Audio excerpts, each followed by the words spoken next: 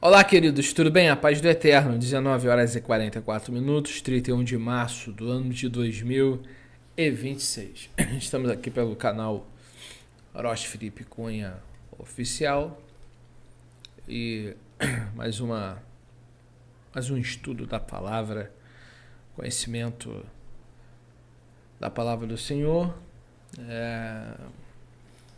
palavra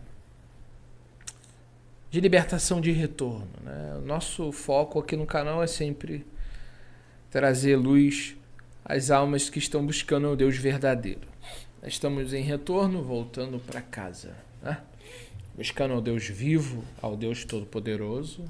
É um trabalho diário aqui no nosso canal e no Telegram, todas as noites, às 23h30, a partir de 23h30, temos nosso compromisso lá com os amados da Teshuvah com Yeshua, esse grupo que trata a ensinar sobre o retorno às raízes da fé através de Yeshua.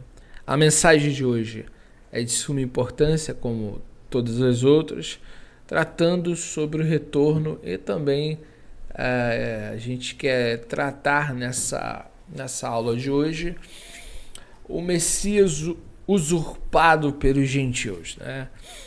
A verdade é que a mensagem de hoje ela é muito importante, você vai se surpreender, tá? Aqui o título, né, eu coloquei a descaracterização do ungido, como o mundo gentílico reformou Messias. É um fato, vou mostrar com textos bíblicos. Aqui nós trabalhamos com a verdade. Por isso nós estamos aqui ensinando a palavra, tá? Nosso objetivo é ensinar a vocês a verdade, tá? O que aconteceu desde o primeiro século, após a morte do Senhor, como viviam os primeiros cristãos, e depois, o que aconteceu depois disso? Eu trago aqui nessa sequência de estudos fatos históricos importantes para a sua vida, tá? Quero deixar claro aqui para vocês que o nosso objetivo é falar de salvação. É o caminho que foi abandonado, né? Tudo que vai ser dito aqui comprovado para vocês, tá bem? Nosso trabalho voluntário, estou aqui finalizando esse primeiro exemplar de esboços, tem quase 300 páginas, estou com o meu companheiro Nelson, que está me ajudando para finalizar esse trabalho. Quero agradecer ao Nelson, que é um companheiro aí, me ajuda nessa parte, e todos os cooperadores aqui que fazem os cortes nos vídeos, irmãos fiéis ao trabalho, ao nosso trabalho. Não vou citar nome para não esquecer de ninguém. Tem pessoas que amam essa obra e têm nos ajudado, né? Porque o próprio Yeshua tinha discípulos, e esses discípulos deu continuação ao seu trabalho. Então eu agradeço a todos que têm se esforçado para ajudar nesse trabalho. Você que quer ajudar nesse trabalho, está no topo o nosso e-mail, que é a maneira de você ajudar voluntariamente a essa obra. Espero de Deus tudo, do homem eu não tenho esperado nada, só do Eterno. Amém? Vamos orar. Orar ao Santo de Israel, o poderoso que vive por si só, está na luz inacessível. Pai, agradeço-te por essa oportunidade de estarmos aqui. Fala conosco de uma forma clara e objetiva. Nos ensina, nos exorta, nos corrija. Deus Elohei de Avraham, Yitzhak e Yaakov. Fala conosco, e a palavra adentra os corações. Amém. Vamos à aula de hoje. vamos primeiro tratar de como viviam a comunidade do primeiro século. Vou trazer aqui informações mais detalhadas. Vou trazer aqui argumentos de que o cristianismo gentílico usurpou o Messias, tá? Usurpou o Messias do título. Não existe Messias dos gentios. Existe Messias dos judeus. Então, acompanhe que é estudo. Então, é preciso se acompanhar, tá? Para que eu possa te ajudar aí, para você poder entender. Se desliga aí dos comentários um pouco. No final, se alguém tiver alguma dúvida, eu vou abrir para você perguntar, tá ok? Então, foca aqui na mensagem para você não perder nada. Vamos lá. Aula 31/3/2026. Como viviam os primeiros cristãos após o Pentecoste. Atos 2, 42, 47. O cotidiano da primeira comunidade. Perseverava na doutrina dos apóstolos e na comunhão e no partir do pão. E nas orações. Todos que criam estavam juntos, tinham tudo em comum. Vendiam suas propriedades e bens, distribuindo o produto entre todos conforme a necessidade de cada um. Os trechos dos versículos. Então, doutrina dos apóstolos. Aqui é um ponto. Rebeayatsai, Meribiakai. Beriastia, Rebiasai. Uma coisa que a gente precisa falar, qual era a doutrina dos apóstolos? Você sabe? Você sabe qual era a doutrina dos apóstolos? Drimahunayusti, Beriakai. Qual era a doutrina dos apóstolos? Construir prédio? Fazer festa junina? O que eles ensinaram? Guardar o domingo? Isso é a doutrina de apóstolos? Rabayasai, Beribia, Mahunamar. Qual é a doutrina dos apóstolos? Construir templos, desperdiçando milhões? Essa é a doutrina dos apóstolos? É a doutrina dos apóstolos?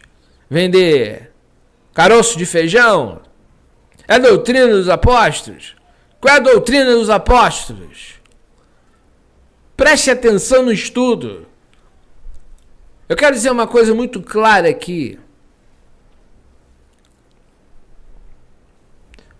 Você quer a verdade? O que é que os apóstolos ensinaram? Doutrina é ensino, em hebraico nós chamamos de Torá. É instrução. Quais são as instruções dos discípulos de Yeshua? O que é que os apóstolos ensinaram ao povo? A primeira coisa que você precisa focar. E lembre-se que eu estava dentro da Assembleia de Deus. E um dia Deus falou com a Rosângela para falar comigo. Eu estava na Arpes Renda. E ela, pelo teclado, mandou uma mensagem no Message para mim. E ela disse assim, olha, o Senhor diz para você começar a estudar as cartas paulinas. E comece por Atos. Deus vai te mostrar coisas ocultas. O livro de Atos é a base da minha fé. Eu ensino o que eu ensino hoje, e o primeiro livro que o Senhor mandou eu ler foi Atos dos Apóstolos. Qual é a doutrina dos apóstolos? Guardar domingo? Não, não é. Comemorar Natal? Não, não é. Virada de ano, 31 de dezembro? Não é. Não, não é. Qual é? Fazer rifa não é doutrina dos apóstolos. Você está na igreja verdadeira? Você segue a verdade? Verdade que eu vou te mostrar aqui. Versículos irrefutáveis. A verdade, ela é concreta e ela é absoluta. E outra coisa, não venha dizer que é minha verdade, não. A verdade é a verdade. A verdade é um homem. Anihu Hadere. Anihu Hadere. Anihu, eu, ele. Hadere, o caminho. Eu sou o caminho. Veemete. E a verdade. Ve Hahaim. E a vida. Meu amigo, a verdade é uma só. A verdade é um homem que pisou aqui na terra, ensinando as instruções do Criador. E ele pisou aqui porque profecias a seu respeito foram feitas lá nos profetas, desde Moisés. Verá um profeta semelhante a mim, a ele ouvireis. Quem tem que ouvir? O povo de Israel. Então, preste muita atenção, você aprendeu muita coisa errada. Quase 90% que você aprendeu em certas denominações não condiz com a verdade. E para você descobrir a verdade, você só tem uma maneira, com a Bíblia, traduzida da melhor maneira, tá? E sendo interpretada da maneira correta. Tá? Então, Babilônia é um engano filosófico, doutrinário, misturado. Aonde que os gentios têm Messias? Aonde Deus é definido pelo um monte de bispo que decide no voto? Que crença verdadeira é essa que precisa votar? Ou o debate do Arion com Atanásio foi o quê? Eu pelo menos estudo para não ser enganado. Para uma doutrina precisou do imperador forçar o povo a seguir, nós já estamos entendendo aonde isso chegou. Né, meu amigo? Seria muito mais fácil ler 1 Coríntios 8:6. Seria muito fácil ler João 17:3. Seria muito fácil ler Deuteronômio 6:4, Marcos 12:29, mas não. Vamos lá votar, porque agora nós vamos fazer uma divindade. Usurpam o ungido de Israel para fazerem seu próprio ungido, querendo fazer dele um ungido universal. Não! A oliveira é Israel. Isso está na Bíblia, você não sabia, né? Então, muita gente foi enganada ao longo das eras. E aqui você vai aprender a verdade. Não é que eu sou a verdade. Eu tenho a verdade. E é o meu manual de fé. Aqui, ó. É a palavra de Deus. Se você ama ela, você vai ouvir e prestar atenção nesse estudo de hoje. Simples. Bem objetivo. Tá? Vamos lá. Todos que criam estavam juntos. Isso aqui é... Só essa parte aqui já desmonta a maioria das denominações que se dizem cristã hoje. Muita gente não tem comunhão nas igrejas. Partir do pão. Você tem cantina vendendo comida. Como é que tem partir do pão? Orações. Eu já fui do sistema, pessoal. E o culto que o povo menos gosta de ir é de oração. O povo gosta de pular, gosta de aparecer. A oração é para quem ama a Deus. Todos que criam estavam juntos, tá? Juntos, tá? E tinham tudo em comum. Esse tudo em comum agora.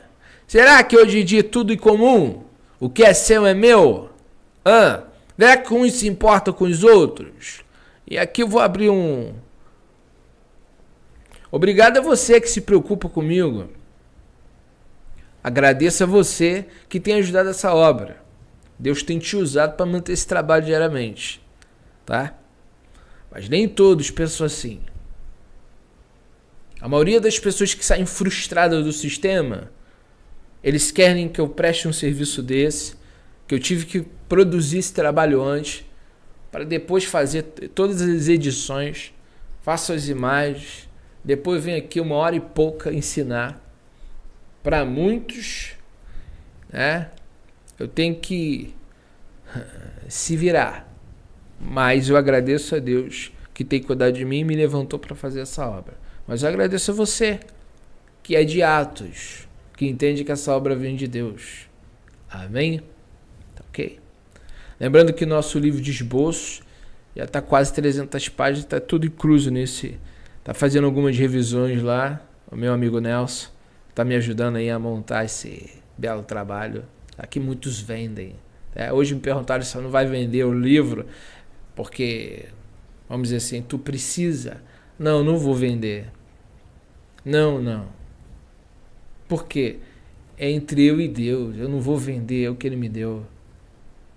Vai dar consciência do ouvinte que receber esse material, não minha.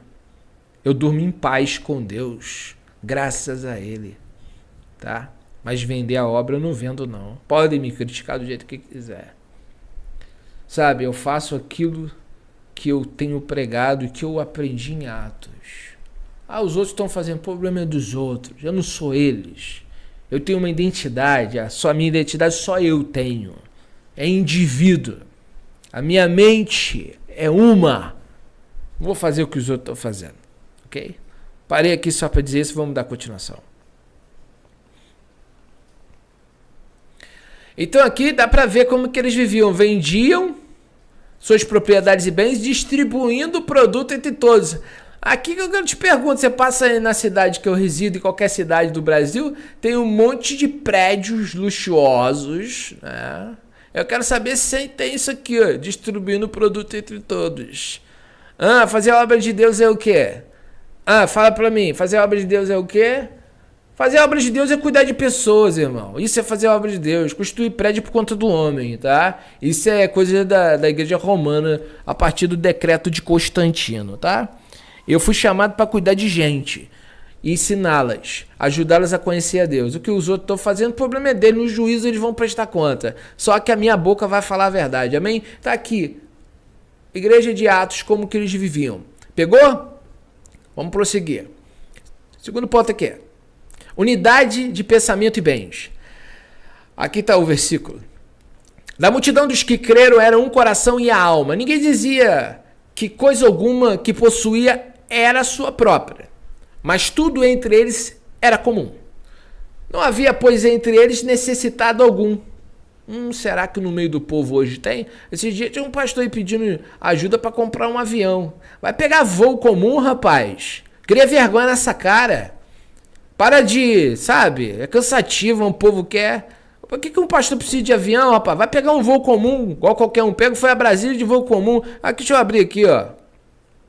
2020 fui fazer uma palestra em Brasília. Tive que sair daqui no ônibus da madrugada. Passagem promocional. Cheguei no... Pedi uma irmã da fé, me pegou na rodoviária Novo Rio, me levou até acho que o Galeão. Eu cheguei lá, foi um rapaz que me levou, um conhecido do irmão lá de Brasília. Aí, é o genro, lembrei aqui, para voltar foi uma irmã. E me pegou ali, eu fui pro aeroporto e fiquei de 10 da manhã a 7 da noite, porque o voo era 7 da noite. O que você ficou fazendo? Sentado. Ia lá, tomava um café, voltava, esperando a hora passar. Quando deu antes das 7, eu entrei lá no portãozinho, fiz o check-in, fiquei sentado esperando. Aí fizeram a fila para entrar no avião, e entrei. Aí meia hora para todo mundo entrar, que demora. Aí levou uns 50 minutos o voo, é muito rápido, foi voo direto. Aí cheguei lá, o varão já estava me esperando lá. Fiquei uns 4 dias lá. Para voltar, a mesma coisa. Aí voltei, uma irmã me pegou aí já foi no Santos Dumont. Aí me levou até, acho que foi o contrário, não lembro se é o Santos Dumont primeiro, mas enfim, foi assim. E aí me deixou na Novo Rio, peguei um ônibus, 6 horas de ônibus até em casa. Dá para fazer? Dá. Mas ninguém quer fazer o que tem que ser feito. Ninguém, que eu digo entre aspas, tem gente que faz o que eu estou fazendo nesse sentido. Mas a maioria, não.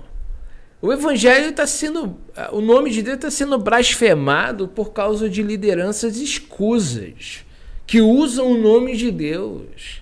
Pessoas cobrando o olho da cara para pregar e tem gente que paga. E às vezes um trabalho desse que é voluntário, eu tô com uma webcam aqui, que se tu vai, eu tô com uma webcam aqui, que eu tive que passar uma fita em cima com coisinha aqui para poder funcionar, para a imagem ficar assim. Tô com um computador que eu tô com um slot, um tá com defeito. Se eu tô usando um, se parar aquele, eu vou ter que tocar a placa. Trabalho como esse voluntário, muita gente não ajuda. Agora, o cara vai pedir dinheiro para comprar um avião para quê? É que eu falo para vocês, Crucificaram o nosso Senhor.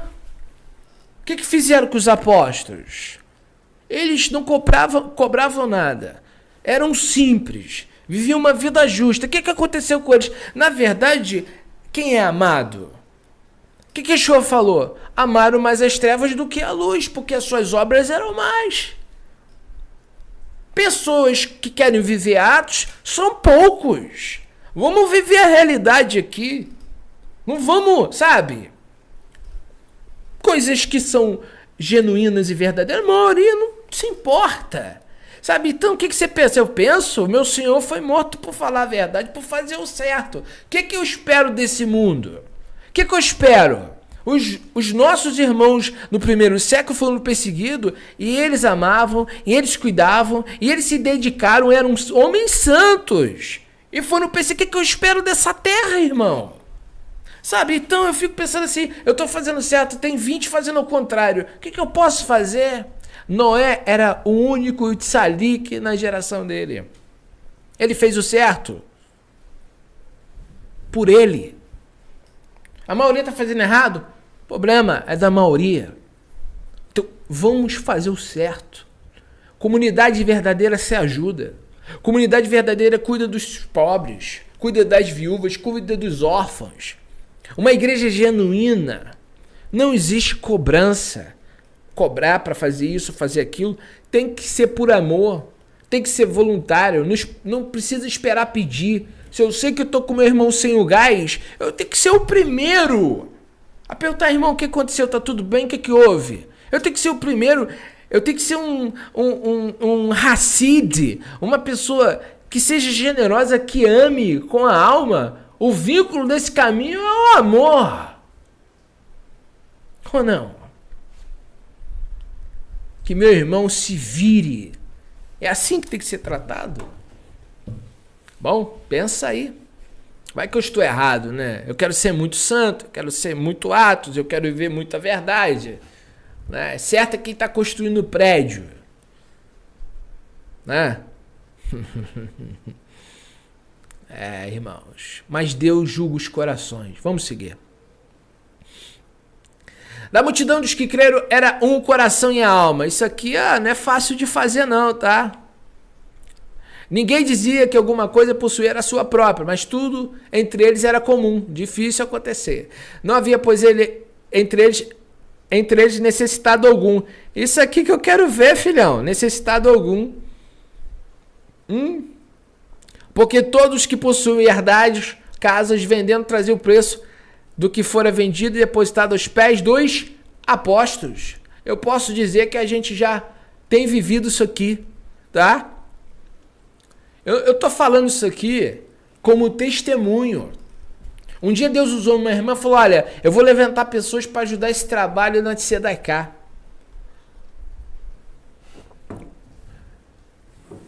Porque alguém precisa levantar a voz e falar. E aí um dia, passou um tempo, e eu sempre fiz trabalho social, pastor nenhum me ensinou a fazer isso não, tá? Eu não tive pastor que me ensinou a ajudar os necessitados, o meu pastor é Yeshua. Eu nunca fui incentivado pelas igrejas que eu passei a fazer trabalho social. Eu e um obreiro e a Rosângela em 2009 fomos fazer um trabalho social numa cidade vizinha, voluntariamente, tinha acabado de vir para o Senhor, estava naquele início, um rapaz chegou para mim e falou assim, eu tô querendo fazer um culto em tal cidade, você quer me ajudar? E eu na hora falei sim, sabe aonde? Numa cidade vizinha, lá no alto de um morro, toda estrada de chão, poeira para tudo que é lado, nós tínhamos Deus tinha dado um festa para Rosângela, e aí botamos festa 96 no morro cheio de buraco, subindo, cuidando de pessoas, fazendo culto nas casas, distribuindo sopão. Foi pastor que ensinou isso não. E eu nem sabia o que era tzedakah. Não? Não. Culto nas casas, expulsando demônio, orando por pessoas. Saí de lá, tinha 50 almas de uma congregação lá no alto do morro. Eu tenho fotos aqui e registros. Eu usava esse terno, tá? Aqui, ó. Eu tenho foto para comprovar, irmãos. O que eu falo, eu provo. Eu não sou a pessoa que fico jogando conversa fora. Quase eu não mostro isso. Eu não fico mostrando assistência social que a gente faz, não. Postando na internet para ganhar like, não. Porque isso é meu dever. Mas eu tô ensinando atos que eu vivo, não que eu tô vendo os outros fazer. Por isso que eu tô falando. Ser é uma coisa. Falar, qualquer um fala. Tem um monte de gente que fala e não faz nada. Então, nessa época, eu já comecei a ajudar as pessoas.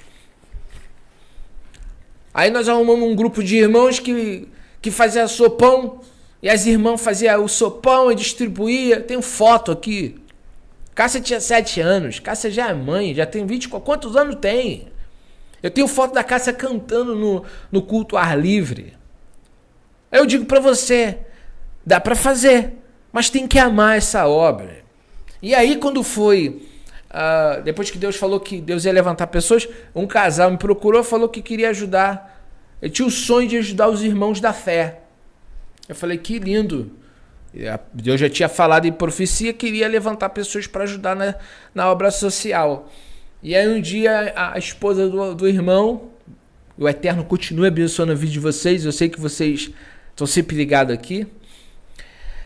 E ela chegou para mim e falou, olha, eu quero pedir oração, irmão. Eu falei, diga, irmã. É que eu tenho um carro, eu quero vender esse carro para doar esse dinheiro para fazer obra social. Aí eu falei, amém, irmão. O irmão ora? Eu falei, oro. Botei nas mãos do Eterno. Passou 2, 3 meses, não lembro certo.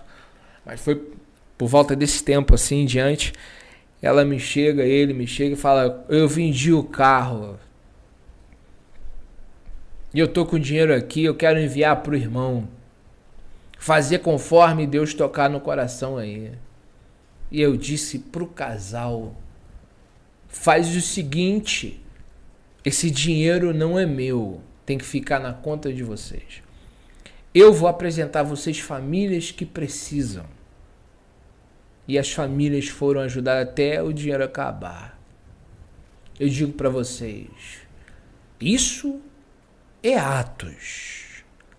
Mas eu não sou um mercenário que faço tudo por dinheiro. Eu faço a obra por amor. E sou justo, tá? Deus sabe que eu sou falho, mas eu sou sincero. Se eu errar hoje, eu dobro o meu joelho e confesso o meu pecado.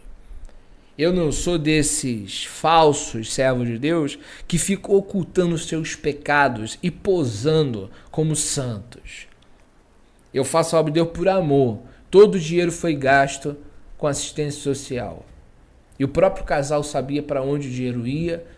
Comprovado que foi cama para pessoas acamadas. Pelo menos 2 camas foi doado. E outras pessoas foram abençoadas. Eu estou contando isso aqui porque eu estou pregando. Mas eu não tirei foto de nada. Eu não trabalho mostrando nada na internet. Eu estou ensinando aqui, tá? Porque às vezes você vê eu pela tela e acha que esse cara é no YouTube. Não. Eu tenho uma história com Deus desde 2009. Quando eu fui na igreja sem querer ir, Deus falou comigo. Porque eu fui porque a Rosângela insistiu para ir numa igreja de 2008, no final de 2008.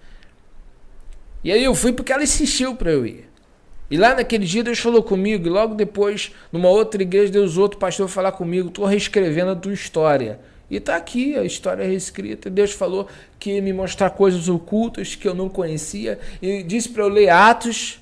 E tudo que eu não vi ser feito dentro da igreja que eu era, lá na denominação, eu comecei a fazer pelo que estava escrito na Bíblia. Essa barba está aqui na minha cara por quê? Eu não aprendi com o pastor, porque a igreja que eu era dizia que era pecado usar barba. Para você ver o contraste. Negam a palavra de Deus para seguir os costumes dos homens. É pecado usar barba na tua cabeça. De onde se tirou isso? Levíticos diz, não danifica a ponta da sua barba. Arão era barbudo. Aí você tem que ouvir o cara que é religioso chegar para você e falar que é errado ter barba. Como era na Assembleia de Deus. Que obreiro não podia nem ser obreiro com barba. A igreja era rígida sobre barba, mas podia deixar bigode. Para você ver como que era. E hoje eu estou estourando a palavra. O meu Messias era barbudo. Ok? Não era louro, não tinha os olhos azuis, não. Amém?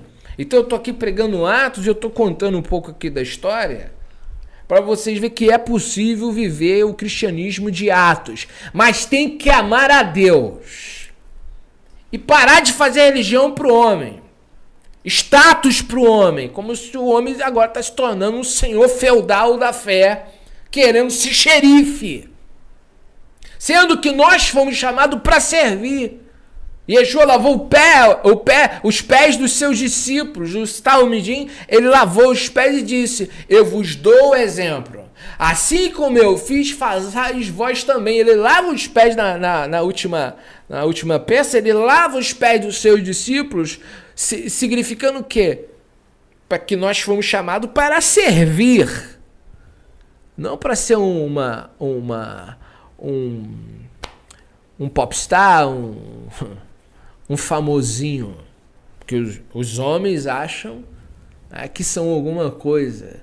Meu amigo, Satanás pensou que era alguma coisa. Ele era anjo de luz, ele é conhecido como Lúcifer no latim, Heilel.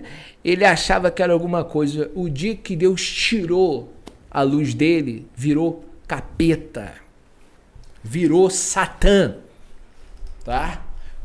Treva. Sabe por quê? Deus é que é luz. E se há luz em mim, a luz não é minha. Quando a Bíblia diz vós sois luz na terra, significa Deus está dentro de vocês, iluminando o mundo. Satanás caiu pelo orgulho. Lembra? Paulo diz, na queda de Satanás, o orgulho. Ele achou que a luz era ele, mas ele não era. Vinha de Deus. Aí quando Deus tira a luz dele, fica o quê? Fica a treva. Então cuidado. A luz é o Senhor. Nós não. Tá? Nós estamos refletindo o que vem de Deus. Por isso, ser cheio do Espírito Santo, ter o Arracodes, é ter Deus em nós para iluminar o povo. Mas não tem como Deus habitar num povo egoísta, num povo que não se ama, um povo que não se cuida e não se preocupa. Não é? É difícil, né? Tem consciência disso? Uns 10 anos atrás, a Rosângela foi trabalhar, dormir no hospital para cuidar de um enfermo. Do lado estava um senhor, se chamava Sérgio. Ele estava com as pernas machucadas, ela fez amizade com ele conversando e tal. E ela falou assim, olha, o seu Sérgio falou que vai vir aqui. Queria que você conhecesse seu Sérgio. Eu falei, tá bem. Aí seu Sérgio chegou empurrando uma bicicletinha. Seu Sérgio vinha aqui nas reuniões que eu fazia em casa aqui, o culto do lar. Que até hoje, a Techuvá com Yeshua é culto nas casas. E vai ser assim. Eu lembro que ele veio assistir algumas ministrações aqui, oramos por ele levantou as mãos para o Senhor. E uma das coisas que o seu Sérgio falou comigo naquela época a primeira vez que eu entrei numa igreja, numa breia, a primeira coisa que eles me falaram é que eu tinha que ser dizimista. Eu via o rapaz passando com a máquina de cartão, eu nunca mais voltei. Porque a primeira coisa que o seu Sérgio ouviu lá é dinheiro. Seu Sérgio começou a vir aqui e a gente recebeu ele como um familiar. Ele vinha, sabe, é uma pessoa muito boa. Ele era carpinteiro.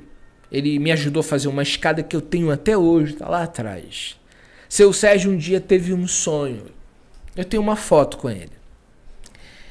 Ele disse, Felipe, eu tive um sonho. A Rosângela disse, ouve o sonho do Sérgio, seu Sérgio. Seu Sérgio veio, um mulato, maior do que eu, 1,70 m e pouco. Ele chegou para mim e disse, Felipe, eu tive um sonho. Eu estava num lugar e tinha os amigos do mundo me chamando para ir para o mundo. E você e a Rosângela do outro lado me chamando para ir com vocês. E eu estava na dúvida se eu ia para um lado, se eu ia para o outro. E aí, uma voz soou dentro do sonho. Olha que revelação.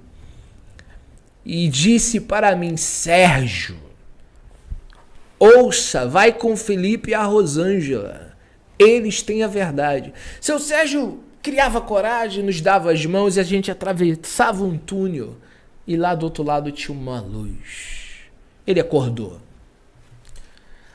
Não passou um mês, 2 meses, seu Sérgio faleceu. Aqui, dentro dessa casa, ele foi abraçado. Ninguém nunca falou com ele de dinheiro. Ninguém nunca falou de oferta. Raramente eu toco na palavra dinheiro e oferta. Mas eu vou falar uma coisa para você. O seu Sérgio recebeu aqui a palavra que dentro do templo ele não recebeu. Por isso que quando eu faço crítica aqui, eu sei muito bem o que eu estou falando. Pode vocês não gostar? Não gostou? Rola aí e chora. Eu falo o que eu vi. O que os meus ouvidos ouviram. Então eu falo a verdade. Quem não gostou, não gostou. Mas o ponto é, eu tenho testemunho do que acontecia, do que aconteceu e do que aconteceu aqui. Sabe? Então as minhas críticas são fundamentadas na verdade. Tá? Tem muitos lugares aí que não tem nada a ver com salvação. Tem a ver com o império humano. Sabe? Não tem a ver com o reino. Tem a ver com os homens. Então eu estou contando esse testemunho aqui porque eu estou falando de Atos. Se é um testemunho, sabe? Para mostrar para vocês o seguinte. Eu saí do templo e me aproximei de Deus. Nós nos aproximamos mais de Deus. Sabe por quê? Vivemos em comunhão, na verdade, com os irmãos. Eu não estou fazendo religião aqui, irmão. Eu estou ensinando sobre o Deus verdadeiro. Eu estou ensinando a ajudar os pobres. Eu estou ensinando a ajudar as viúvas. Eu estou ensinando a ser justo. Eu estou ensinando o pai a ser um bom pai, ser um bom marido. A mulher ser uma esposa dedicada e que seja a mulher sábia de Provérbios 31. Eu estou ensinando o evangelho que os apóstolos pregaram. Agora, se quiserem me perseguir porque eu estou falando do amor de Deus, que venha. Eu não posso fazer nada. Parar de falar eu não vou, não. Eu já tive sonhos aí que o diabo estava usando a boca de alguém, que eu nem sei quem é, e estava dizendo, nós temos que calar ele, ué. Vocês vão ter que passar pelo eterno primeiro para me calar a boca. Vocês vão ter que passar por Deus primeiro. Porque quem me chamou foi ele. Eu não vou parar de falar. E vou denunciar sim aquilo que não é evangelho. E eu denuncio o que não é evangelho e mostro o que é evangelho. Amém? Vamos prosseguir. Vamos seguir aqui.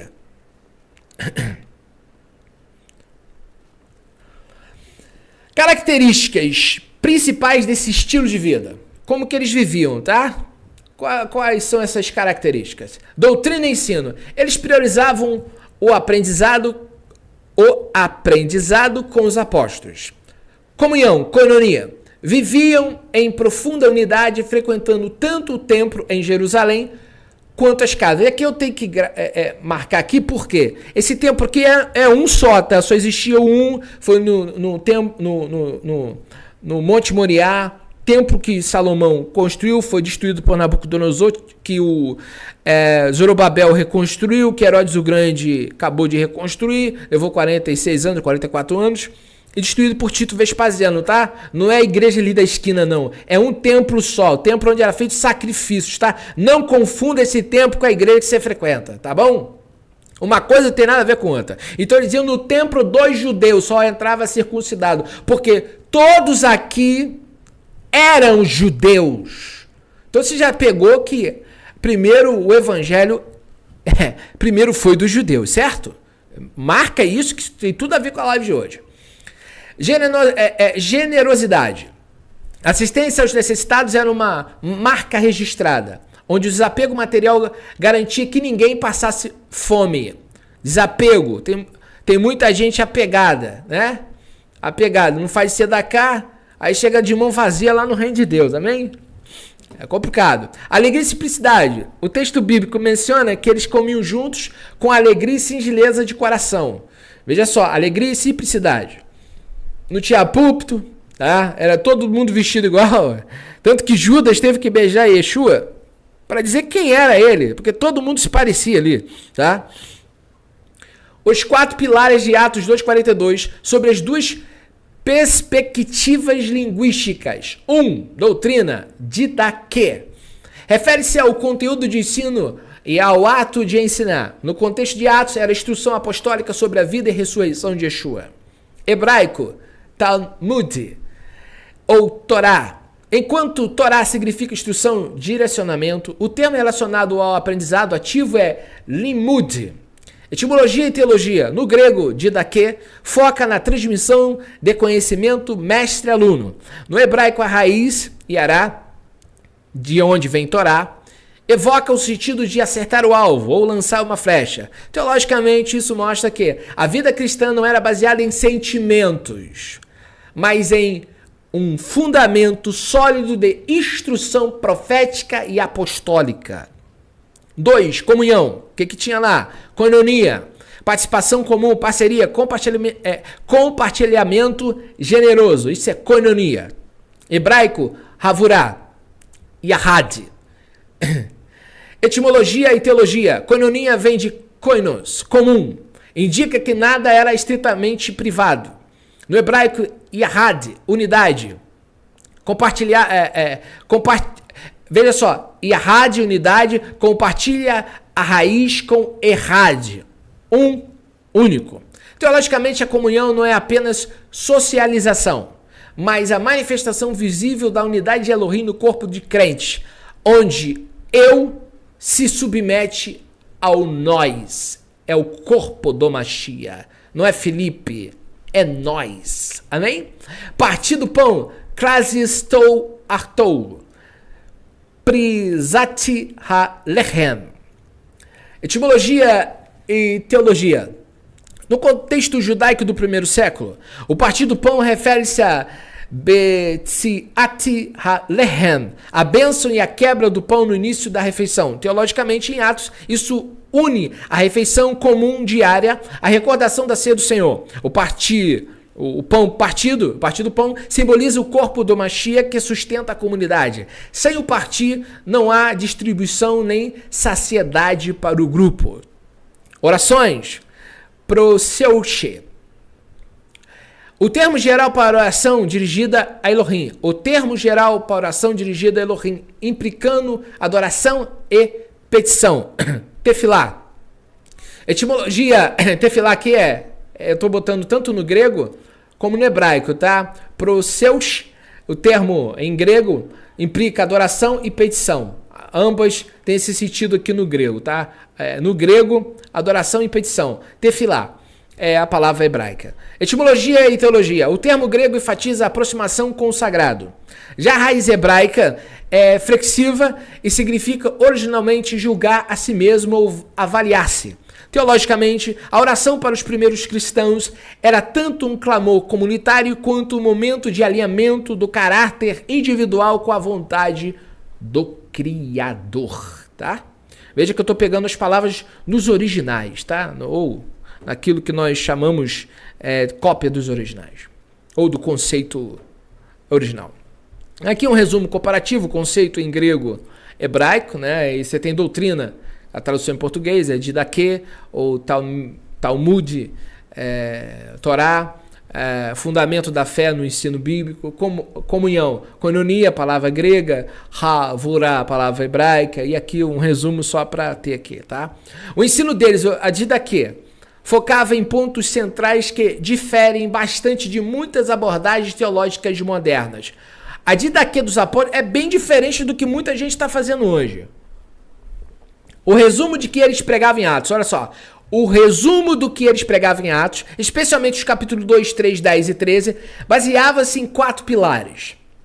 Cumprimento das Escrituras. O que é que o didaquê? O que é que os ensinos dos apóstolos ensinavam? Veja que no início tem lá, eles perseveravam na doutrina dos apóstolos. O que é que esses apóstolos ensinavam? Eles ensinavam que Yeshua não era um personagem desconhecido, mas aquele de quem a lei e os profetas falavam. Eles explicavam as profecias sobre o Messias sofredor e glorificado. A ressurreição como prova. Para os apóstolos, o fato central era que Elohim ressuscitou Yeshua dentre os mortos. Isso validava sua autoridade e provava que ele era Mashiach, Messias e Adon, Senhor. Arrependimento, Teshuvah.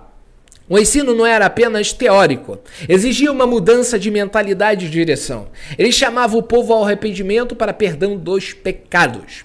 Fusão do Espírito Santo, Ruach HaKodesh. Ensinava que a nova era messiânica havia chegado, marcada pela presença do Espírito em cada crente, e não apenas em profetas ou reis. Então, essa é a base dos ensinos da Didaquê, tá? Isso aqui você tem que entender. Eles pregavam isso aqui.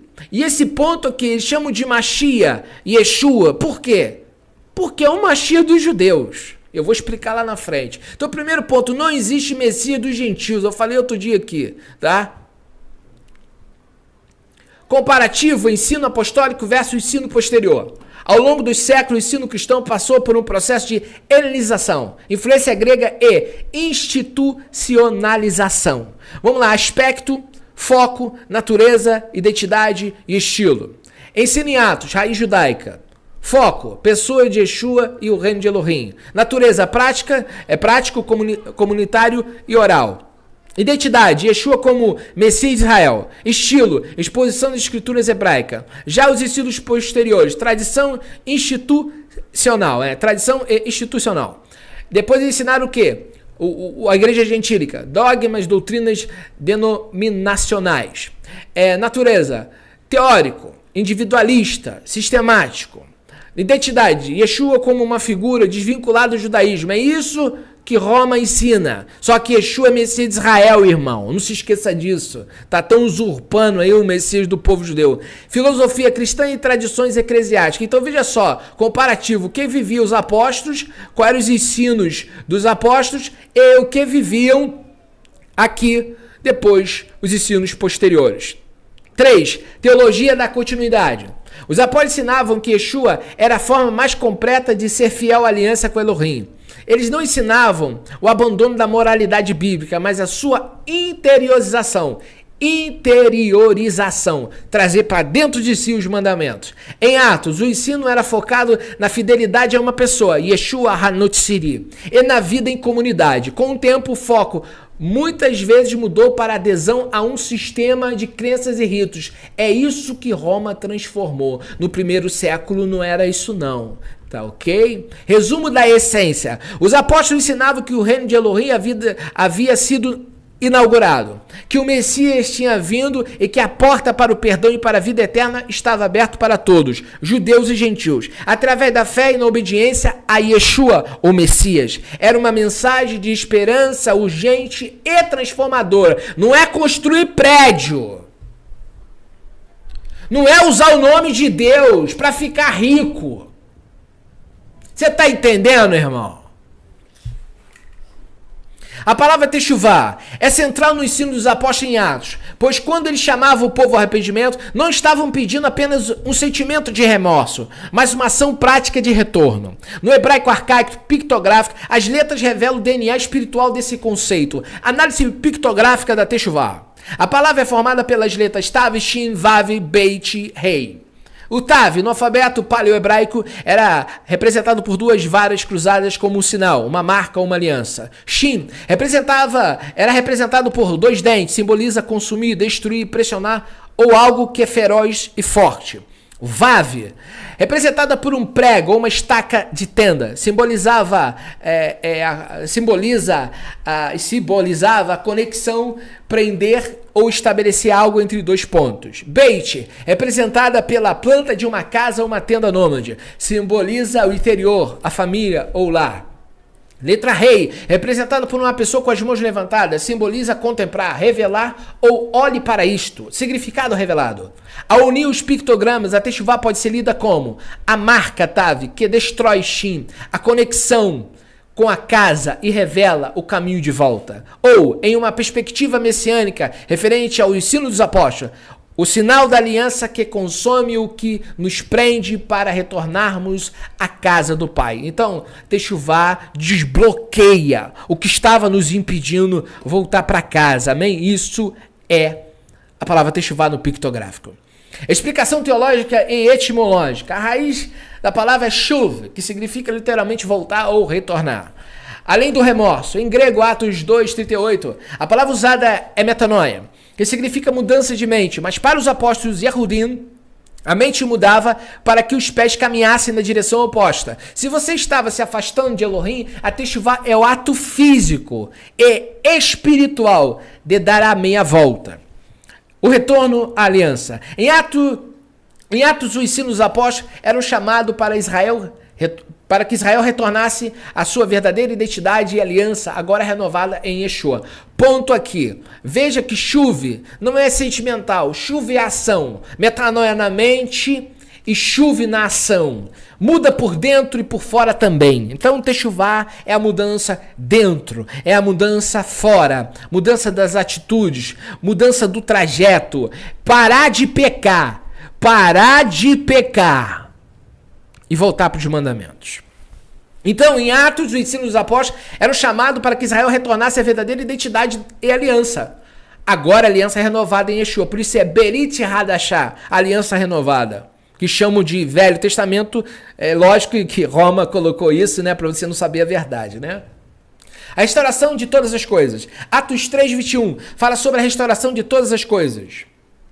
Apokatastasis. Apokatastase no grego.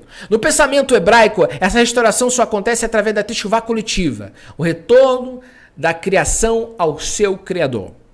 Resumo. Enquanto o mundo muitas das vezes vê o arrependimento como ficar triste pelo erro, a techuvá ensinada em Atos é ação. É quebrar a conexão com o erro, o prego que nos prendia ao passado, para entrar novamente na casa, presença de Elohim. Então, meu irmão, techuvá é ação, não é só eu tô triste porque eu pequei, aí eu vou ali chorar. Não, meu amigo, você pediu perdão, você se lamentou, Baruch Hashem, agora caminha na verdade. Caminha na verdade. A vida na Kehilá e o poder da techuvá. Introdução, chamado de Pedro, Atos 3:28. A multidão, depois da pregação, pergunta para Pedro, o que faremos? Aí Pedro responde, metanoia, techuvá. Conceito-chave, o arrependimento não é apenas sentir muito, é o retorno para a aliança que foi quebrada. Não adianta você ficar chorando não, irmão. Larga o paganismo, larga o mundo. Tá ok? Os 4 pilares da comunidade, Atos 2:42. Doutrina de Daquê, Torá, o alvo do retorno. Strong, o número, o ensino que orienta, raiz hebraica, lançar uma flecha com precisão, aplicação, fazer techuvá, é parar de errar o alvo, pecado ratat. É alinhar-se com a instrução dos apóstolos de Yeshua. Dos apóstolos sobre Yeshua, os apóstolos de Yeshua. Comunhão, koinonia, havurá, o lugar do retorno. O strong, tá em grego, koinonia, participação comum, conceito hebraico, yahad, unidade, raiz errad. Aplicação, não existe techuvá isolada. O retorno a Elohim nos coloca em conexão direta com o próximo. Se não há unidade, a techuvá é incompleta. Por isso que eu digo, conheça seu irmão. Deixa eu falar aqui, porque às vezes eu fico falando lá no Telegram. Eu passo 1h40 tentando explicar o que eu estou explicando aqui. Quem é o irmão do teu lado? Você tá lá no banco sentado, tem um irmão aqui, tem um irmão aqui. Você não sabe quem é quem. Você não sabe se esse teu irmão está desempregado. Você não sabe se esse teu irmão está passando necessidade. Você não sabe se esse teu irmão está com depressão. Se ele está mal. Falta comunicação, falta unidade. Por isso que eu disse para os irmãos que entram no meu grupo, põe uma foto. Meu irmão, quem é tu? Quero saber quem é você. Nem a tua voz eu conheço. Eu estou pregando a techuvá verdadeira, irmão. Agora, vamos fazer de conta que a gente tem um templo. Tem um monte de banco, ou um monte de cadeira. Tem um monte de gente sentado do meu lado. Cada indivíduo tem uma vida. Tem pessoas que estão precisando de uma oração. Tem pessoas que estão passando problema no casamento. Tem pessoas que estão desempregadas. Tem pessoas que infelizmente pecou, está arrependido, precisa darmos misericórdia. E ajudar a reerguer esse irmão que caiu. Nós não temos que pisar nele. Nós temos que ajudar ele a voltar. Agora, se ele quer ajuda, porque tem muita gente que cai e ele quer ficar deitado. Estende a mão que eu te ajudo a levantar. Se tu quiser. Tá? Eu estendo a mão. Então, o ponto é, a gente está unido. Aí eu entro aqui no chat, vou entrar aqui no chat, vamos lá. Vou citar alguns nomes aqui. Graça Nunes. Vocês sabem quem é a Graça Nunes? Sabe quem é a Graça Nunes? Vocês conhecem a Graça Nunes? Vou falar aqui quem é a Graça Nunes. Graça Nunes é uma irmã da fé. Ela é uma mãe, é uma esposa, ela é uma mulher trabalhadeira, uma mulher que cuida da sua família, e uma irmã que faz os cortes aqui dos vídeos, que apoia a Techuvá. Todas as lives ela compartilha. Tem um grupo de corte que ela vai lá e coloca o corte da mensagem. Ela trabalha durante o dia, eu não sei nem como que ela consegue tempo de fazer edição. Tá sempre compartilhando os links e apoiando. Graça Nunes. Trabalha e cuida da família dela. É uma pessoa com endereço onde ela trabalha. Ela faz os salgadinhos. Ainda não consegui experimentar o salgadinho, mas uma hora nós vamos experimentar esse salgadinho, irmã. Tá? Quase que eu o experimentei, foi por pouco.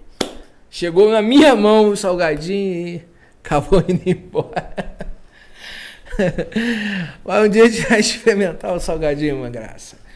Tá bom? Essa é a irmã Graça.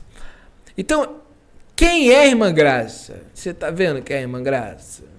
Ela é uma pessoa real, ela não é uma... Quem é o Jimmy? Quem é o Jimmy? Jimmy é o irmão da fé.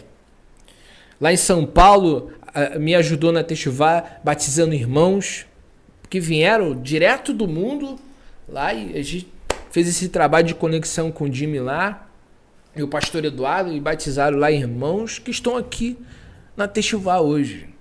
É o irmão da fé, é um comandante, amém? Já percorreu o mundo. Então, pessoas reais, pessoas que existem, que tem casa. De vez em quando eu tô aqui falando com o Jimmy, a gente conversa quase uma hora aí pelo celular. É uma pessoa real. Sabe, é um pai de família, uma pessoa que trabalhou a vida toda, tem uma história, também é músico, dá aula de canto. Jimmy. É que eu digo, são pessoas reais, são pessoas que existem, são irmãos. Sabe, o ponto é quem é o irmão que está do seu lado. Você tá lá na hora da Santa Ceia, pega o copinho e o pão. Que comunhão! Que comunhão que você tem com seu irmão?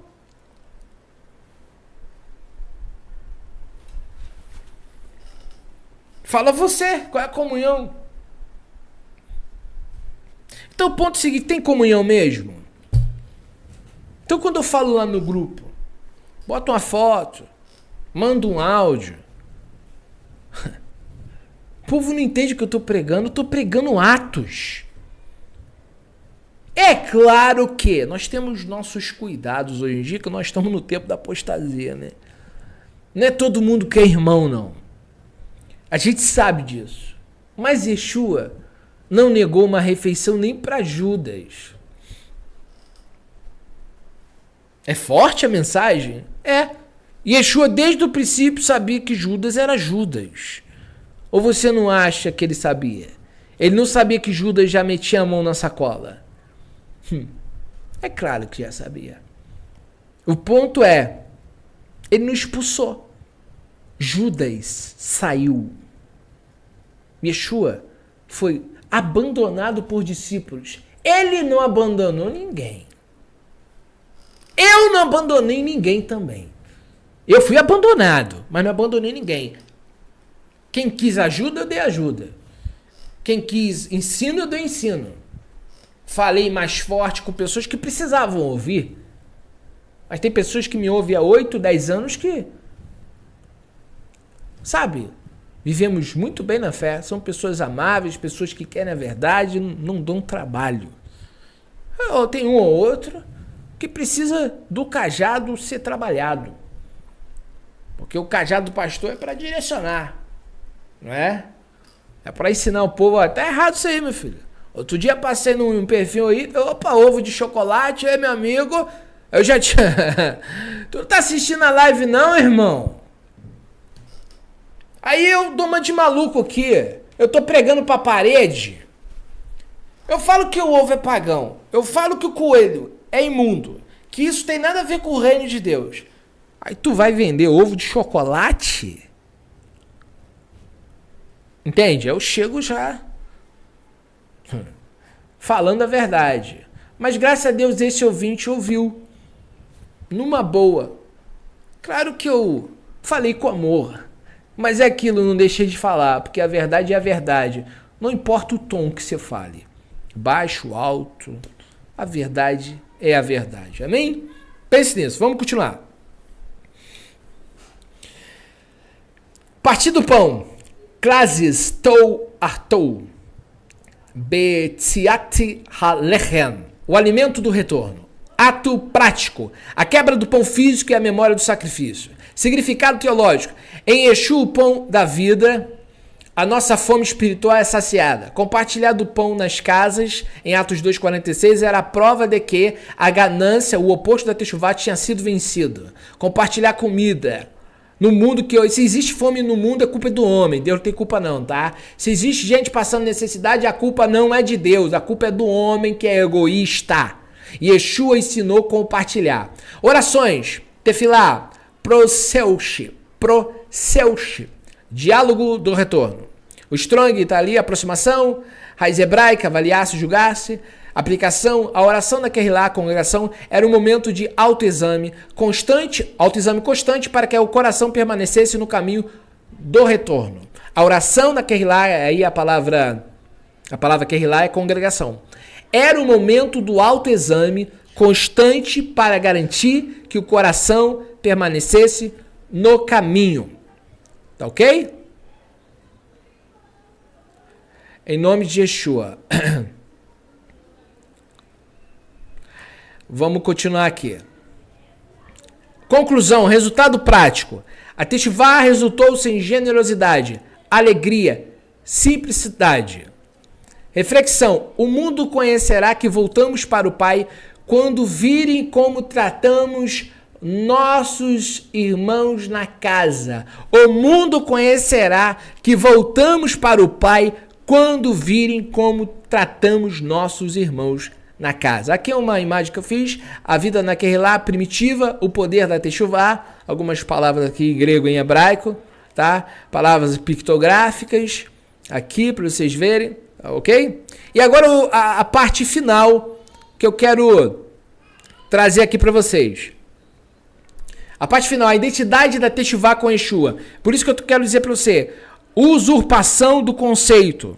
A igreja de Roma usurpou o conceito judaico. Tá ok? E isso aqui eu vou provar. O termo Christos versus Mashiach. A usurpação do conceito.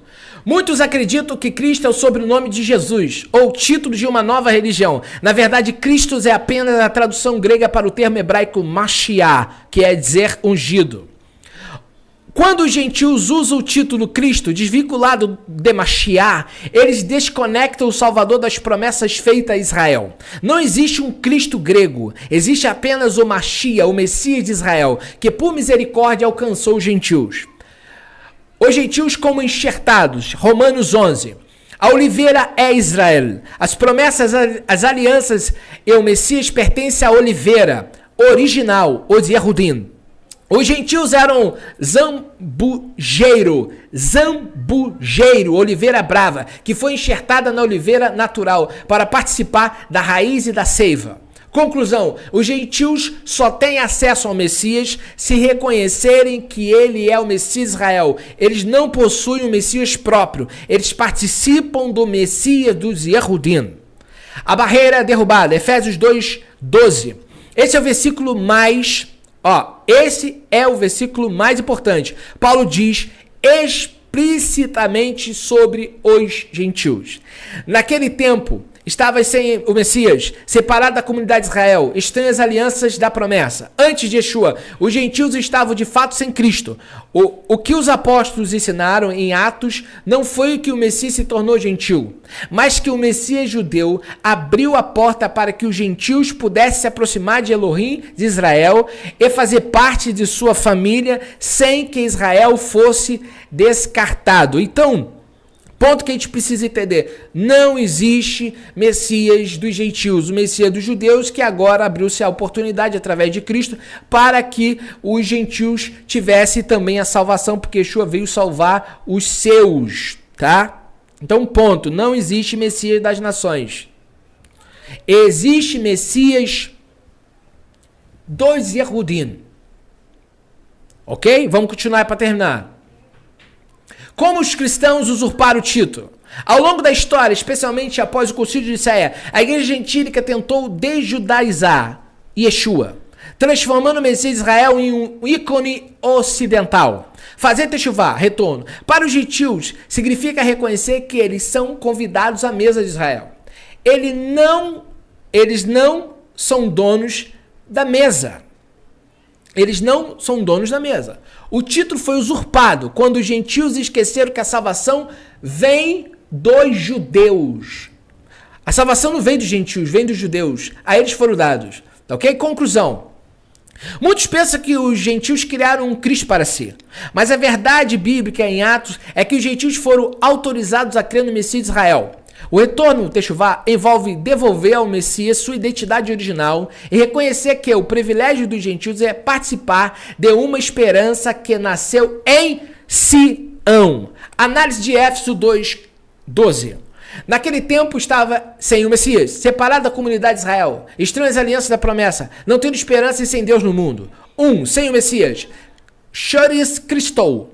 Hebraico corresponde Belo Mashiach. Explicação: a palavra choris significa separado de, a parte de. Paulo está dizendo que o Messias existia, mas ele não pertencia ao mundo gentílico naquele estado. O Messias estava em Israel e os gentios estavam do lado de fora. Eles estavam do lado de fora.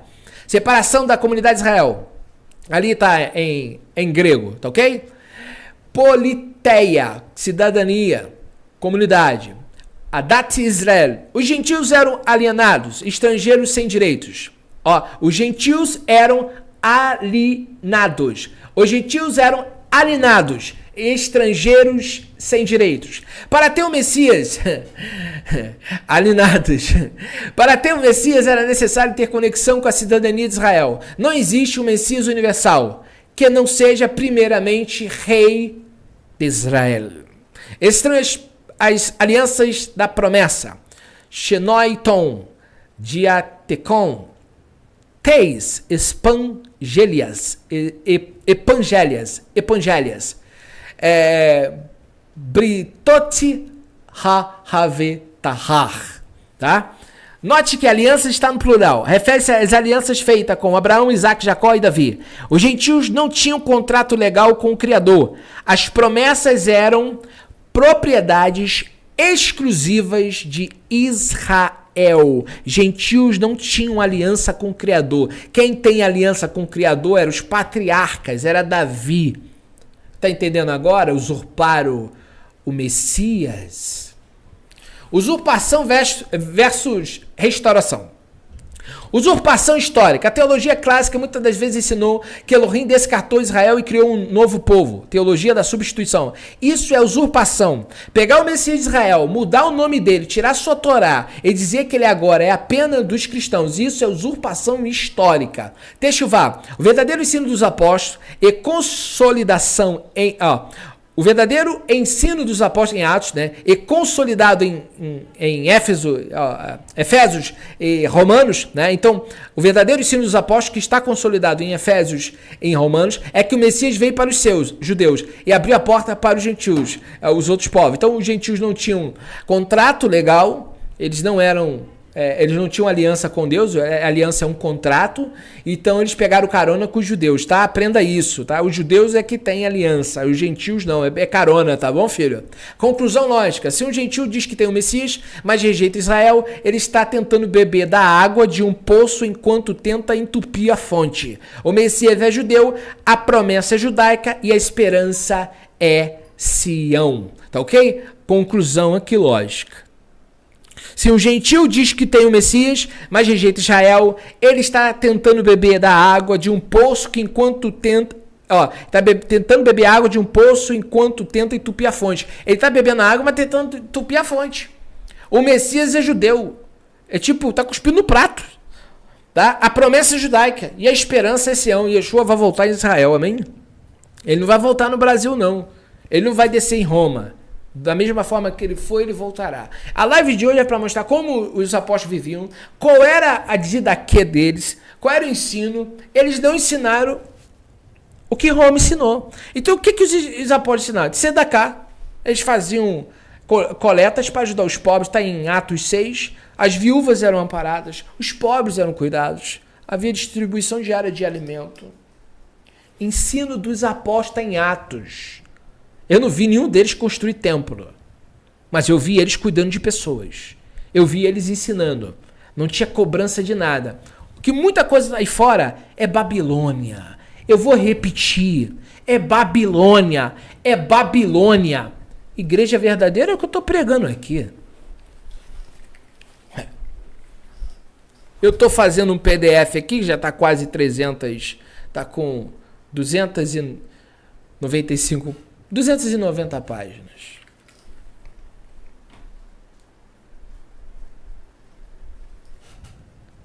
Eu quero ensinar pessoas. Mas eu podia fazer um curso, abrir um site. Eu tenho um irmão aqui que é editor. Tenho um irmão que entende disso. Podia abrir um site, fazer uma teologia do retorno e vender curso. Aí eu só ia alcançar quem tem dinheiro para pagar. Eu já tive ouvintes que estavam com o celular emprestado, pegando uma internet emprestada lá no meio do nada.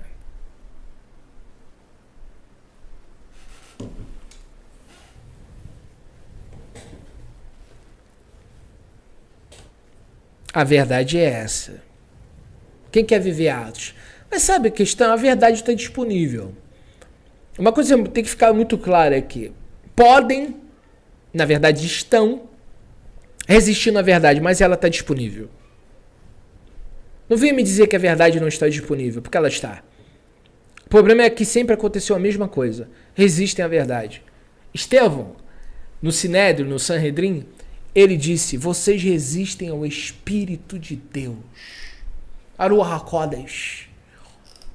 Muita gente resiste. Às vezes até no nosso meio, discorda pelas costas. Eu não concordo muito com o Felipe. Aqui, refuta o que eu preguei hoje. Refuta. Tá?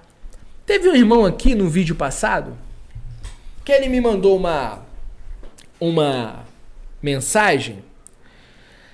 Ele estava dizendo aqui para mim que, olha só, como refuta. Eu vou refutar uma fala que deixaram aqui. Ele falou assim, o ministro de Israel se chama Benjamin Netanyahu.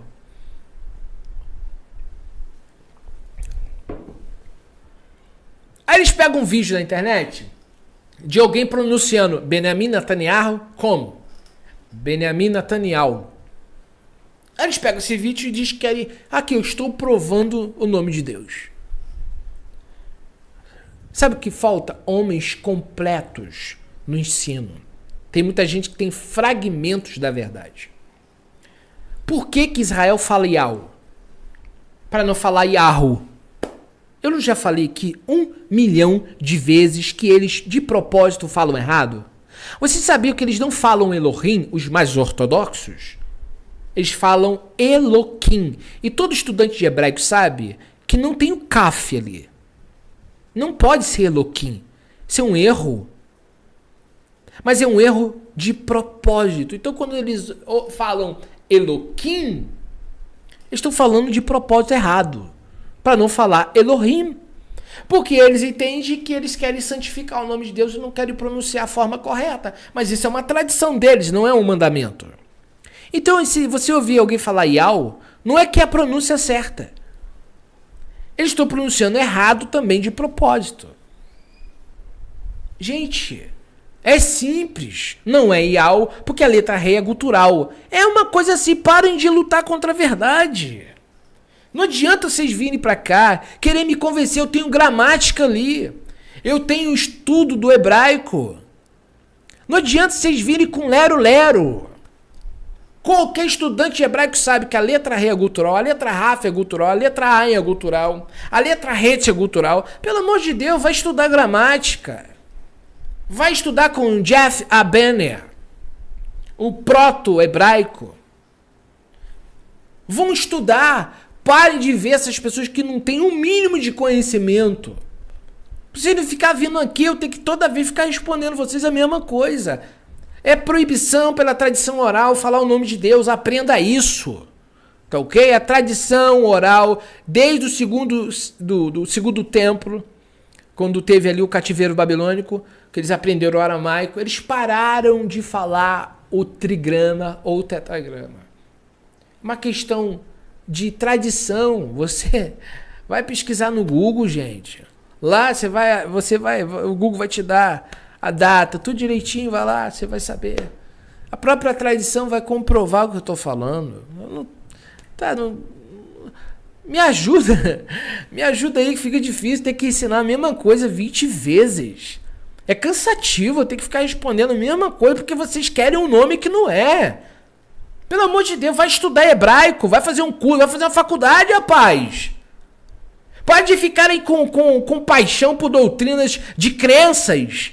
Eu trabalho com argumentos. Na verdade, eu não fico com acho. É igual o pessoal que vem pro Brasil, não é Yeshua. Não é por quê? Me prova que não é. Não, porque Yeshua... Tem prova arqueológica que é Yeshua? Tem prova na tradição dos próprios deuses falando contra Yeshua? Como que não é Yeshua? Qualquer estudante de básico do hebraico sabe. Hoje nós temos acesso a links de Israel. Nós temos acesso a bibliotecas de Israel. Parem de inventar nomes. O nome é Yeshua e sempre foi. Aí querem inventar um monte de nome que não é. Porque não estudam. Aí eu tenho que ficar vindo aqui falar a mesma coisa. Gente, tá cheio de link. Você pode fazer curso direto com Israel. Direto. Sabe? Pare de ouvir qualquer um. Vou ouvir pessoas. Vai ouvir. Segue o Dr. Edson de Farias, que traduziu a Bíblia hebraica. Vai, manda pergunta pra ele. Ele vai te falar, pelo amor de Deus. Sabe, o povo não quer estudar. O povo quer ficar nesses ventos de doutrina. Outra coisa, fala Yeshua. Só falar Yeshua não vai mudar você não, tá? Não. Você pode falar Yeshua, Yahushua, o nome que você quiser. Se tu não nascer de novo, tu não entra. A salvação está condicionada à obediência. Mateus 7, 21. Nem todo que me diz Senhor, Senhor entrará no reino dos céus, mas aquele que faz a vontade do meu Pai, mais aquele que faz a vontade do meu Pai, mais aquele que faz a vontade do meu Pai que está nos céus. Ponto. Não adianta vir com o nome com a vida toda estragada. Não adianta vir falando hebraico no quarto casamento. Não adianta falar nome. Você pode falar hebraico, aramaico, o que você quiser, rapaz. Se não tiver seguindo os mandamentos, não sobe. Perseverança dos santos, os que guardam os mandamentos de Deus, tem a fé em Yeshua. Não adianta falar hebraico, falar bonito, tá com a vida toda escangalhada. Tem que estar com a vida no altar, nascer de novo da água do Espírito. Quem não se converte como uma criança não pode entrar no reino dos céus. Se a vossa justiça não exceder muitos dos escribas e fariseus, de forma alguma entrarei no reino dos céus. Quem não nasce da água do Espírito não pode ver, não pode entrar. Pronto. Tem que nascer de novo. Você não vai nascer falando idioma não, meu irmão. Idioma é ferramenta. Tá? Porque o grego que não fala som aspirado, então não é salvo. Vamos parar de loucura teológica. Então o grego que não consegue falar Yeshua, porque não tem o som do SH, só o som do S, ele fala Yeshua. Aí ele não vai ser salvo porque ele fala Yeshua. Me convence. Pelo amor de Deus. O povo fica em dogma. Sai do dogma. Sabe? Eu já fui xingado por esses grupos, me xingam. Eu falei assim, é assim que você fala o nome de Deus? Xingando a imagem e semelhança de Deus? Hã? Cuidado com esse tipo de crente que amaldiçoa. Tem um monte de gente que gosta de amaldiçoar, depois está no culto adorando a Deus, vai se converter. Pessoas que vivem com a vida toda errada, depois está no culto. Ir para templo não salva. Lembra o que Yeshua falou? Vocês transformaram a casa do meu pai em um esconderijo de salteadores. Tinham gente lá no templo de Deus se escondendo. E não estavam fazendo coisa boa, não. Você pode ler Jeremias 7. Templo não protege nação iníqua. Então não adianta ir para a igreja com a vida toda enrolada. Eu vou para o culto e daí? Judas era apóstolo? É, irmão. Satanás era anjo. Na verdade, continua sendo, mas não é mais de luz. Perdeu Lúcifer. Lúcifer, por conta do latim do São Jerônimo. Rei Lel, portador da luz. Estrela da manhã, sabia disso? Não sabia, né? É. Lúcifer é tido como um anjo que brilhava. Esplendor de glória. Mas ele achou que era alguma coisa. Aí perdeu a luz que não era dele. Aí caiu, por isso virou Satanás. Então lembre-se, se o anjo que estava no céu caiu, o cara que vai no culto acha que é crente. E o que fez Satanás ser expulso do céu? Pecado. Ora, parabéns. Foi o pecado que expulsou o diabo de lá. Então olha só. Tá indo no culto em pecado, filhão? Vai cair. Pode ter certeza. Ah, vai no culto, mas é adúltero. Vai cair. Vai no culto, mas é idólatra. Vai cair. Vai cair. Satanás foi jogado para baixo. Para a terra. Eu vi Satanás caindo como um raio, Yeshua falou. Uma terça parte dos anjos que caíram lá no Apocalipse. Mas caíram por quê? Pecado. E Deus não poupou os anjos quando pecaram. Significa que no céu não permanece pecadores. Por isso que Adão foi expulso do Éden. Por isso que Israel foi expulso da terra prometida para a Babilônia, que tanto eles queriam. Você quer Babilônia? Tu vai morar lá, hein? Ué. A história já narra tudo direitinho. A história narra tudo direitinho. Adão, Satanás expulso do céu. Adão expulso do paraíso. Israel expulso de Canaã. Brinca mesmo com o pecado.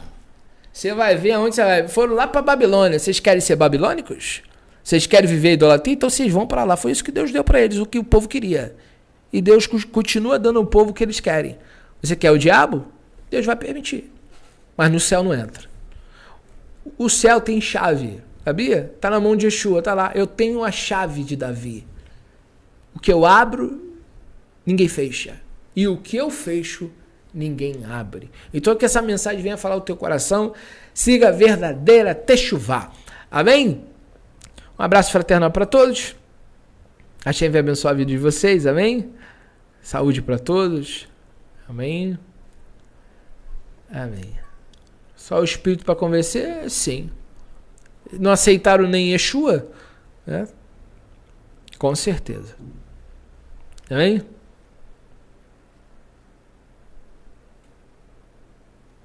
Amém. E a Yahushua, primeiro que essa forma ainda não foi encontrada, Yahushua. Isso é uma... Eu vou dizer que é uma tese, tá? Porque o nome do Eterno começa com Iá, mas na gramática tem as explicações por que do Iê, ou do Iá, tá? Ou do Ierro, tá? Ierro, Yarro, tá? Então, mas eu não vou dizer assim que é errado, tá? É melhor falar Yahushua do que falar Jesus. Mas é aquilo. Yahushua, você está falando Yahu salva, né? Yahushua, Yahu salva. Não há problema nisso. A questão toda é que o texto de Mateus 1:26 vai dizer que ele veio salvar.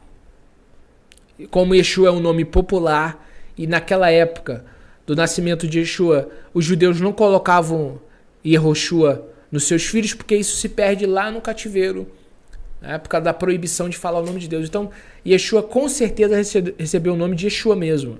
Ele salvará. Yeshua significa ele salvará. Então, só por isso.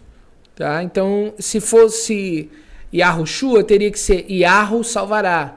Então, ali está falando da missão do Filho de Deus. Não que o Eterno não esteja ali, mas era a missão do Messias, salvar a humanidade. Então, Yeshua está se referindo a Yahushua porque um nome vem do outro. Né? Rocheia, salvação. Yehoshua, Yahu salva. Yeshua, ele salva. Tá? Então, é uma questão de... A raiz é Yasha, a mesma raiz, que é salvar, libertar. Tá? Só como o Mateus 1, 26 ali vai falar que ele veio salvar, e por causa da questão cultural da tradição também, era proibido colocar, com certeza não era Yahushua. Exceto que alguém prove com algum manuscrito antigo, se encontrar algum manuscrito de Mateus, ou encontrar algum manuscrito mais antigo que apareça, vai ser Yeshua. Tá? E se também é algum achado arqueológico, no primeiro século não vai ter, porque a proibição era para a nação toda. A nação respeitava essa tradição por medo de violar o mandamento, o terceiro mandamento, não usar o nome de Deus em vão. Então é muito importante ter a questão cultural da época e da tradição. Por isso a gente pesquisa também a tradição para poder trazer essas verdades, porque a tradição importa muito do como eles viviam. Como que era a sinagoga na época? Como que era o culto? Nunca teve curiosidade? Então, entende? Então, isso tudo faz parte do fundo histórico ali, do contexto. Então, isso tudo inclui. Só por isso, ok? Mas não teria problema nenhum falar Yahushua, tá? E também não acho que é um pecado, mas é aquilo que eu estou falando. Eu prefiro falar o nome que eu vejo evidência, tanto bíblica, tanto histórica e tanto na tradição. Porque se você pega a própria tradição dos Yehudim de hoje, dos judeus, eles falam no Talmud, tá, sobre o Yeshua. O Rambam, por exemplo, Rashi, faz comentários sobre Yeshua, inclusive os judeus de hoje. Ok? Então eu não acredito que é Yahushua. Mas se for e a gente descobrir algum dia, eu não tenho problema nenhum de mudar. Só tem que provar o que está sendo falado. Falar qualquer um fala. Eu pego aqui documentos antigos e versões mais antigas e provo que é Yeshua. Achados arqueológicos, vou provar que é Yeshua. Ninguém prova que é Yahushua. Então fica fatos históricos e verdades da Bíblia e das próprias traduções como verdade absoluta, e a pessoa que acha que é a sua fala daquela pessoa. Então se você tem documentos e comprovações que é Yeshua, você vai ficar com uma teoria. Por isso que tá do jeito que tá. Muita gente fica com opiniões. Não pode raspar barba. Tem que raspar barba. Na verdade, a tradição cristã de algumas igrejas não pode ter barba. Outras podem ter barba. Outras, se tiver barba, você não pode ser obreiro. Não sei se hoje ainda tá, mas algumas igrejas era assim. Não podia ter barba. E daí vai ter pastores tradicionais hoje que vão ensinar na Assembleia de Deus que não pode ter barba. Isso é uma doutrina da Assembleia. Você vai para a Bíblia, você tem lá vários textos que comprovam que os judeus usavam barba. Tá? Usavam barba, seguiam os mandamentos, e o próprio Yeshua, o profeta Isaías fala que iam puxar a barba dele. Aí que tá. Então como que os discípulos do Cristo não têm barba? Viram que até na forma. Então a Techuvá nos traz até a barba na cara agora. Por quê? Porque se o meu Yeshua era barbudo, por que eu não posso? Eu devo. Amém? Um abraço para todo mundo, saúde para todos. Hashem abençoe a vida de vocês. Acho que um abraço aí aos irmãos aí, hein? Tudo de bom aí? Um abraço pro Grey, que fez aniversário hoje, hein? Saúde pro meu amigo, hein? Eterno, já mandei uma mensagem para ele. Um abraço, hein? Nosso Pai querido, ilumine ele. Muita saúde, muita paz aí para todo mundo aí. Todo mundo que tá aqui na live de hoje, tá bem? Tudo de bom aí. E até a próxima. Compartilha a mensagem, não dói o dedo. É de graça, tá? Você dá o toquezinho aí e manda a mensagem para alguém que precisa ouvir essa verdade. Não tenha medo de compartilhar a verdade, tá bem? Tudo de bom aí, queridos, e até a próxima. Em nome de Yeshua. Tudo de bom, queridos.